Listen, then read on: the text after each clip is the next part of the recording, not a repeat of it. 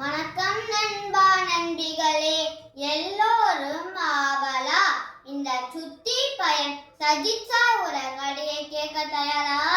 இன்னைக்கு நான் பார்வையிட்டம் குழு பத்தின அனுபவத்தை பகிர போகிறேன். போன வாரம் நவராத்திரி கொண்டாட என் பாட்டி வீட்டுக்கு போனேன். ஒவ்வொரு வருஷமும் நான் போவேன். எடுக்க தெரியுமா? என் பாட்டி பாரம்பரியமா கைவிடாம அழகான பொம்மைகளை ஒவ்வொரு கொள்ளுபடிகளும் வைத்திருப்பாங்க. பார்க்க அவ்வளவு அழகா இருக்கும் தெரியுமா? வீட்டின் உள்ளே நுழைந்த உடனே என் பாட்டி 9 கொள்ளுபடிகள் வச்சிருந்தாங்க. அதுல சரஸ்வதி, லக்ஷ்மி, விநாயகர் வைத்திருந்தாங்க. அது மட்டும் இல்ல, வண்ண விளக்குகள் மலர்களால் அலங்கரிச்சு இருந்தாங்க.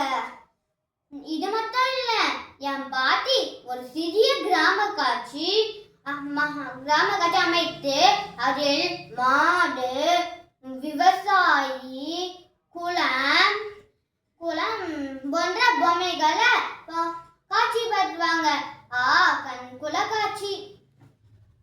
ஒரு சுவாரஸ்ய விஷயம் சொல்லட்டா? நானும் களிமண்ணை வச்சு சிறிய பூங்காவை கட்டினேன். எப்படி அருமையா! ஒவ்வொரு மாலையும் குழு பார்க்க விருந்தாளி நண்பர்கள் வருவாங்க. அவங்களுக்கு என் பாட்டி செஞ்ச சுண்டல் நான் தருவேன். நானும் சாப்பிட்டு அவங்களுடன் பக்தி பாடலை பாடுவேன். நண்பர்களே, இந்த நவராத்திரி மகிழ்ச்சிக்கு அளவே இல்லை. இது கடைசி நாள் பொம்மைகள் இருக்கும்போது வருத்தமா இருந்தது. இது கொலு என்பது பொம்மைகளை பார்க்கிறது மட்டும் இல்ல, அது நம்மளோட பாரம்பரியம், கலாச்சாரம்.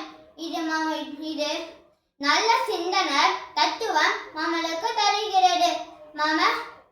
இந்த மரபினை காப்போம்.